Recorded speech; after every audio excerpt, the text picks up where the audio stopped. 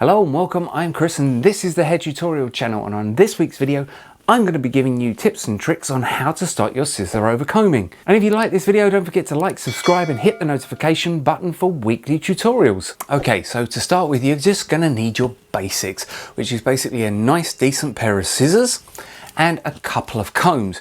I always use a white comb or a black comb. And the reason behind this is because you can get contrast when you're using these. So if somebody has darker hair, I'm going to be using my white comb to give me contrast so I can see the hair falling onto the comb when I'm doing it.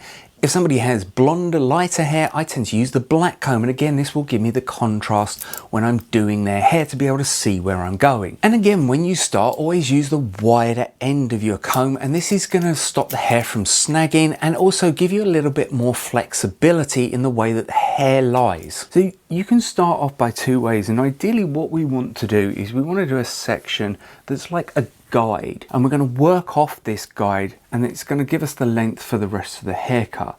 So when you're determining the length of the haircut, the first thing you sort of want to do, using again the wide part of your comb so you get less snags and less pull, is go up and sort of cut the length that you want.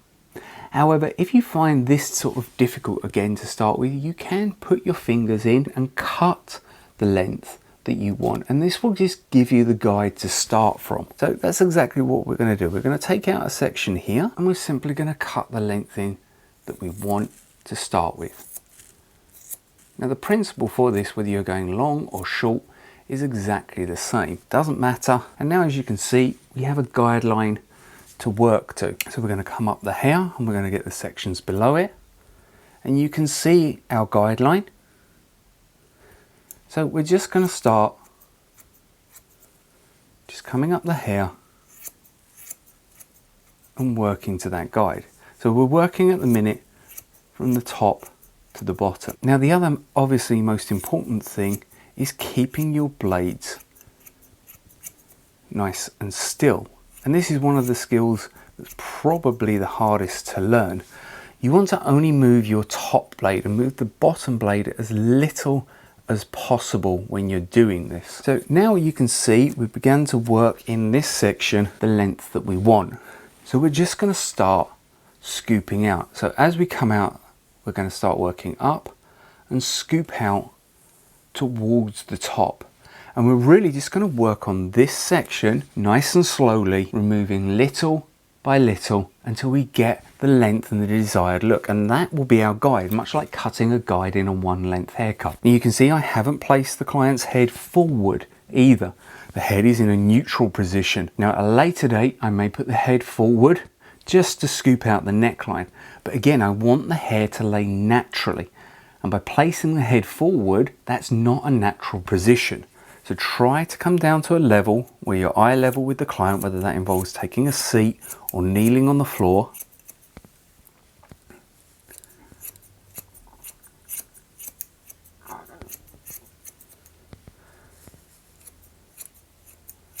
And just start working that middle section. You can see that either side of this section I have length, but I am solely focusing on this middle section. Down here in the hairline, the growth on the hairline is actually coming across this way. So again, I'm just going to bring my comb in at the same angle and cut across the hair. Now to begin with, obviously when you're doing this, you're getting quite a lot of hair coming off. And then as you get down to the length that you want, you just get less and less. Now when you're doing this as well, if you feel that you're going wrong, don't stop your scissors. Simply keep your scissors moving at all times, and if you feel you're making a mistake, just keep going and pull out of the hair. If you stop suddenly in the hair, you'll create a line. So you may panic and you may sort of think, oh no, I'm going wrong, and actually cause a mistake by doing this. So as you can see, it's almost like I've put a pair of clippers up the back of the client's head and taken some of the hair out. And that's exactly what I want. This is my guide piece. This is what is going to determine the length of the haircut.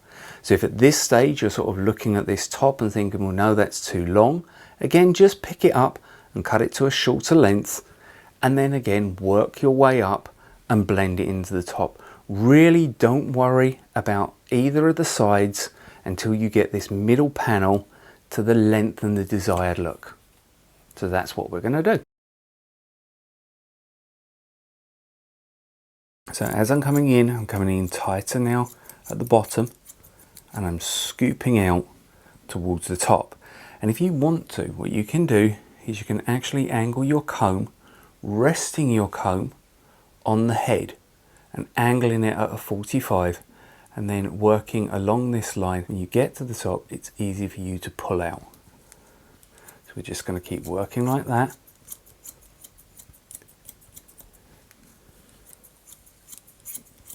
And really working on this middle section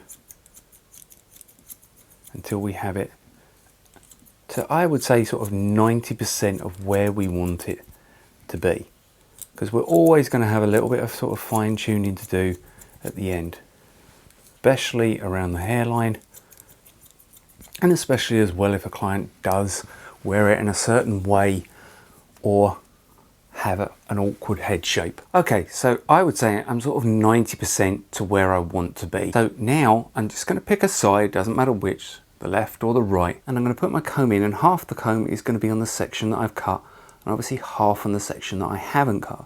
So I'm using this section as my guide section, and I'm simply now going to start working around the head. And again, what you can do is you can always push hair out of the way or clip it out of the way and work on panels as you go around. Make sure the client's head is straight. Don't put the client's head down, because this isn't going to give you a true representation. Keep your scissors moving. Even if you feel that you've made a mistake, just keep them moving and pull them out of the head rather than just stuffing bluntly and causing a line, or actually causing a mistake when you really, maybe you haven't already made one. Don't try and take off too much. Don't try and go too deep into it. It really is just a slow process. And I've had scissor-over-comb done on my hair, and it's actually quite a nice feeling, the comb going through your hair. It's quite relaxing and therapeutic to have it done. And now we're going to come round and work our way all around the head. Okay, so now we've got our basic structure, and now we're going to move either to the thin end of the comb, or you could move to your sort of your tapered barbering comb, whichever one you sort of prefer. And we're going to concentrate on our hairline, and we're going to go in and we're going to scoop out the hairline and move in sort of multiple directions, because obviously we have a different hair growth pattern and we just want to scoop that out. Now here you can get the client to slightly put their head forward just so that you can get in, but you don't want to go too extreme, because depending again on the client, when they then put their head back, you may have a nice sort of result, and then they put their head back straight and you get sort of a roll or a mark. So although you maybe want to lean the head forward just a little bit so that you can get in, you don't want to be too extreme when you do it. I move into the finer end of my comb. It's hard for you to see, but this hair growth here grows down in this way. So I'm going to come in at this angle, and then I'm going to sort of straighten up as I come, and I'm going to push the comb in and get in as tight as I can, and then as I come up I'm just arcing out. And again, when you want to get in really tight into the nape of the neck, this is where you're going to use your barbering comb. In some instances, so through here, it might be difficult for you to see. Okay, if I actually put my comb in, you can see I've got hair, so I'm actually going to come down rather than up and just pull those hairs down. Now if we put the head further down and get a flat, and lay our scissors flat onto the nape of the neck, because they're laying totally flat, we're not going to cut their skin. We're just going to use our scissors there in sort of a circular motion, just very slightly sort of closing and opening the blades, opening and closing the blades, Okay, just to sort of tidy up the hairline and bring the hem back to more of a neutral position. And again, just concentrating on this sort of 1.5 inches around the hairline. Just going in and scooping it out. And again, we're going to do that all the way around. If you're just starting out and you need the client to hold their ear down, there's nothing wrong with that. We all have to start, we all have to sort of learn and adapt. The ear is very tricky, and the last thing you want to do is cut them, so you know, holding their ear down is going to be fine. So we're going to work our way around, tidy up that, and then we're going to connect in the top. Okay, so we've got our sides, we've got our back. I've tidied up the hairline. You can see on this client I have a really difficult hairline. Okay, through the back, it's got real nape. Well, if you pop that down, you can see it. Okay, so I might have another little go at that, but first thing we're going to do is we're just going to wet down the top now, and we're going to blend the top in. And again, on this, I've gone rounded. Okay, that's just the style that they wanted. Normally I would come up square and leave more of a corner here, but on this particular instance I've gone more rounded. So I'm just going to blend the top in now.